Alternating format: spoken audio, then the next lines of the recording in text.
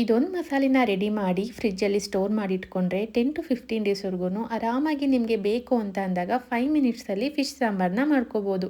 Taste ಅಂತೂ ultimate ಆಗಿರುತ್ತೆ.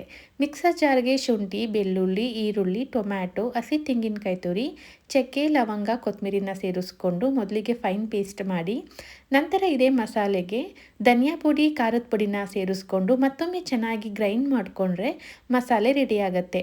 ಇದಕ್ಕೆ ಸಾಂಬಾರಿಗೆ ತಕ್ಕಂತೆ ನೀರನ್ನು ಸೇರಿಸ್ಕೊಂಡು ಹುಣಸೆ ರಸನ ಸೇರಿಸ್ಕೊಂಡು ಚೆನ್ನಾಗಿ ಮಿಕ್ಸ್ ಮಾಡ್ಕೊತಾ ಇದ್ದೀನಿ. ನಂತರ ಕಡಾಯಿಗೆ ಎಣ್ಣೆ ಕಾದಾದ ನಂತರ ಮೆಂತ್ಯ, ಈರುಳ್ಳಿನ ಸೇರಿಸ್ಕೊಂಡು ಚೆನ್ನಾಗಿ ಫ್ರೈ ಮಾಡಿ ಮೊದಲೇ ಮಾಡಿಟ್ಕೊಂಡಿರುವಂಥ ಮಸಾಲನ ಸೇರಿಸ್ಕೊಂಡು ಚೆನ್ನಾಗಿ ಮಿಕ್ಸ್ ಮಾಡಿಕೊಂಡು ರುಚಿಗೆ ತಕ್ಕಷ್ಟು ಉಪ್ಪನ್ನು ಸೇರಿಸ್ಕೊಂಡು ಸಾಂಬಾರು ಕುದಿ ಬರೋ ಟೈಮಲ್ಲಿ ಫಿಶನ್ನು ಸೇರಿಸ್ಕೊತಾ ಇದ್ದೀನಿ. ಎಲ್ಲ ಫಿಶನ್ನು ಸೇರಿಸ್ಕೊಂಡಾದ್ಮೇಲೆ ಫ್ಲೇಮ್ನ ಆಫ್ ಮಾಡಿ 10 to 15 ಮಿನಿಟ್ಸ್ ಬಿಟ್ಟರೆ ಆಗೋಯ್ತು. ತುಂಬಾ ರುಚಿಯಾಗಿರೋವಂಥ ಫಿಶ್ ಸಾಂಬಾರ್ ರೆಡಿ ಆಗುತ್ತೆ. ನೋಡ್ತಾ ಇರ್ಬೋದು ನೀವು ಎಷ್ಟು ಕಲರ್ಫುಲ್ ಆಗಿ ಕಾಣ್ತಾ ಇದೆ ಅಂತ.